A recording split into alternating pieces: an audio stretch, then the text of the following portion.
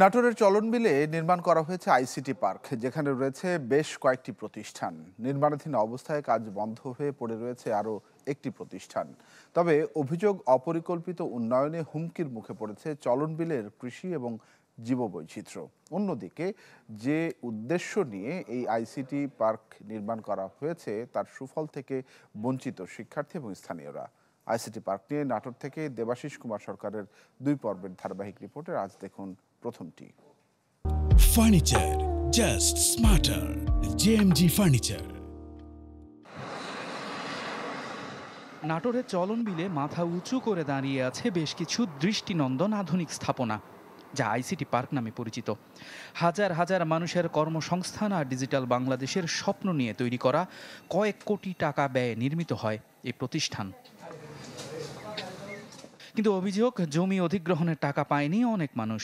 এছাড়া চলনবিলের গতিরোধ করে ফসলি জমিতে এই স্থাপনা নির্মাণ করায় স্বাভাবিক পানি প্রবাহ বন্ধ হয়ে গেছে। হুমকিতে জীববৈচিত্র্য ও কৃষিকাজ। তখনকার সময় যারা ক্ষমতায় ছিল, যারা যে আশ্বস্ত করেছিল, সেই কর্মসংস্থানগুলো এখানে আর নাই। কর্মসংস্থান তো দূরে থাক, এলাকার কোনো লোকজন কোনো চাকরি বাকরি থেকে শুরু করে কোনো কিছু সুযোগ সুবিধা পায়নি, বরঞ্চ এলাকার মানুষের জমি জমা একর করে আরও ক্ষতি করছে। এখানে যে প্রতিষ্ঠানগুলো হয়েছে সেখানে এখন গোদাম ঘর হিসেবে পড়ে আছে। আমাদের ব্রিজ ট্রিজ নাই, পানি নামার কোনো রাস্তা নাই। এখানে জয় জঙ্গল কইসা জমি জমা ভর্তি হয়ে গেছে।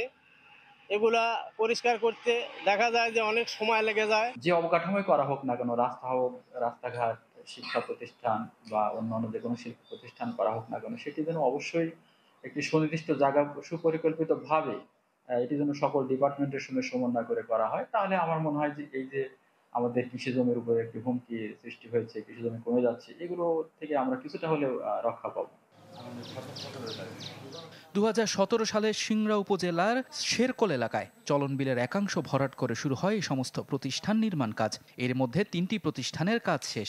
5 আগস্টের পর ঠিকাদার প্রতিষ্ঠানের কার্যক্রম না থাকায় একটি প্রতিষ্ঠানের নির্মাণ কাজ বন্ধ রয়েছে। Desk report, channel 24।